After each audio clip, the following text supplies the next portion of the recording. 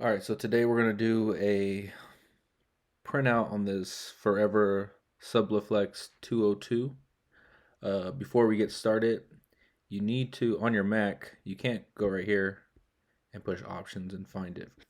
You actually got to go up to the top tab, double click it, options, additions, and then right here you already see it says Forever. You go to enable custom additions and you put in Forever, but we already have it all set up already, so it's already on Forever, so it's going to show up in the Sawgrass program. What you do is just put it in your options, additions, you would enable customs, and then you would just put Forever in there, push OK twice, it will reset your system and it will have the Forever subs on there. So let's sign in real quick.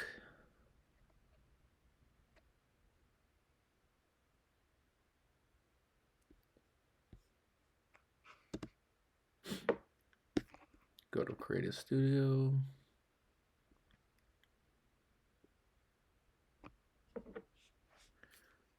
Start creating.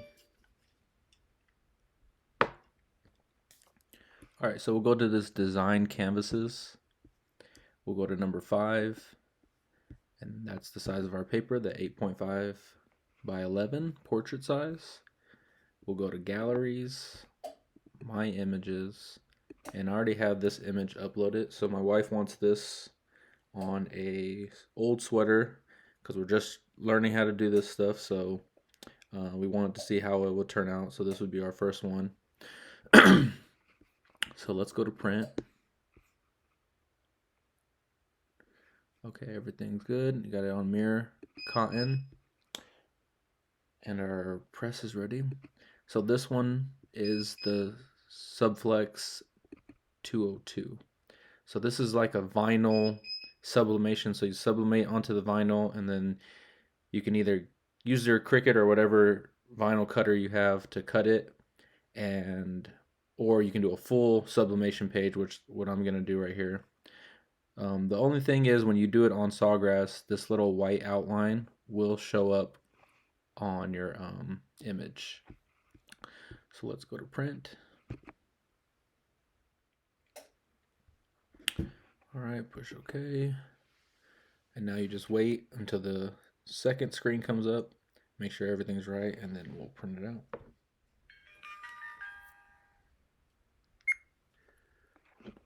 So it's mirrored right there. Got the cotton, got the Subli-Flex 202, and we're just gonna push print. All right, let's go over to the printer. We have it at 356. I have my 10 pieces of copy paper that we're gonna need to do it.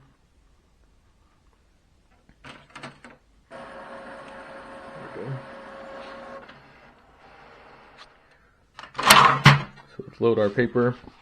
You put the glossy side up.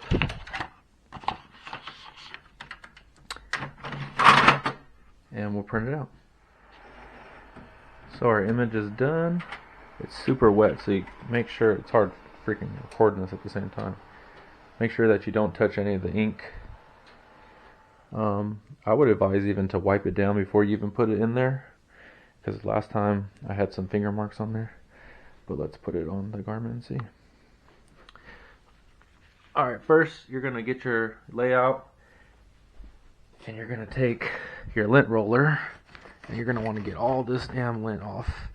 So this is a 356 with the 10 pieces of paper on top.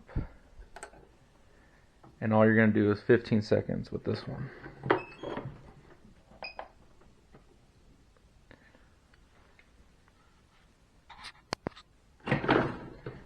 Alright. 15 seconds is up. Now we go right back at it. And we're going to do 30 seconds now.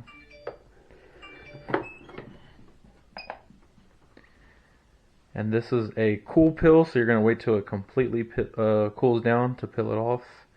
and I'll show you guys the results in a second.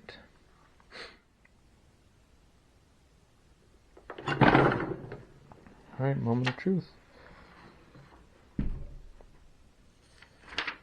Oh, there's still a paper on there.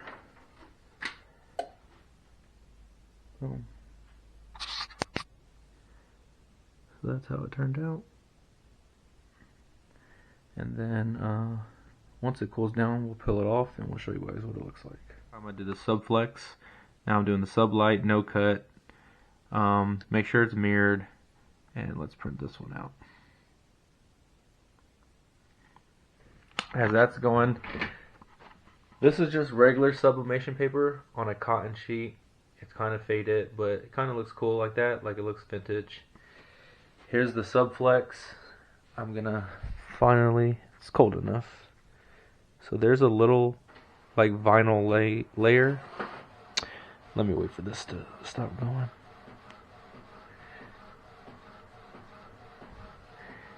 So you see that there's a little vinyl layer right there. And you just peel it off.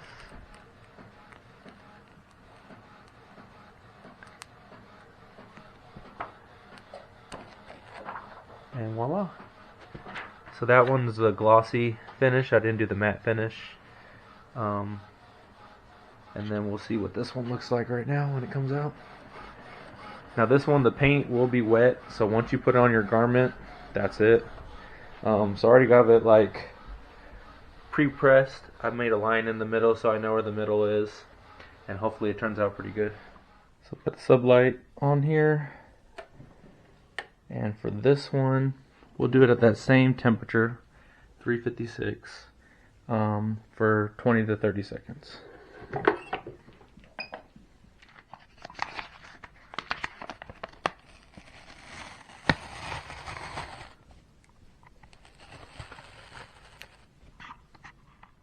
So I'm going to press it for another 30 seconds, and then we will bleach this one and see how it turns out.